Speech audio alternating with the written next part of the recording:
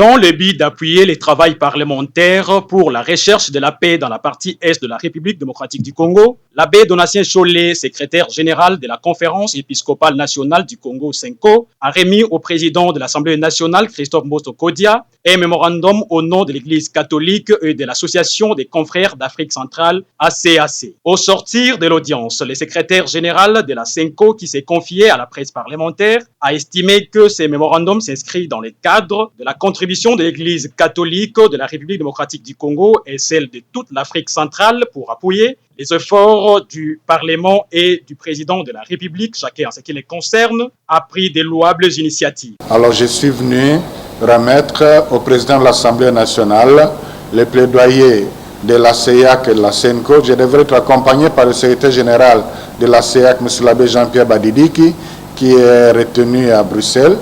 Donc le contenu de ces plaidoyers des évêques pour que comme contribution à la mission parlementaire à l'Est. Donc nous estimons que les informations que nous avons recueillies pourront servir aussi de référence, peut être exploitées de l'une ou l'autre façon par les parlementaires. Voilà, c'était pour ça. Et en marge de cela, c'est seulement en marge de cela qu'on a parlé un peu de l'évolution de travaux au niveau de l'Assemblée nationale sur la CENI. Je suis content que l'Assemblée nationale accorde une attention particulière par son président en question de réformes électorales. Opportunité, c'est que nous avons suivi, le président de la République nous a surpris agréablement en décrétant un état de siège pour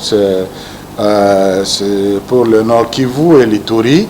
Je crois que c'est une opportunité, une valeur ajoutée dans ce que le Parlement a conçu comme contribution et nous sommes vraiment de cœur avec eux. Par ailleurs, si l'Assemblée nationale a diligenté une commission d'enquête parlementaire, le président de la République démocratique du Congo, Félix-Antoine Tshisekedi Tshilombo, a décrété un état de siège pour résoudre durablement la crise humanitaire et sécuritaire qui sévit dans la partie est du pays. Crise qui a occasionné dans les dernières heures l'assassinat d'un religieux musulman en plein culte dans la ville de Beni.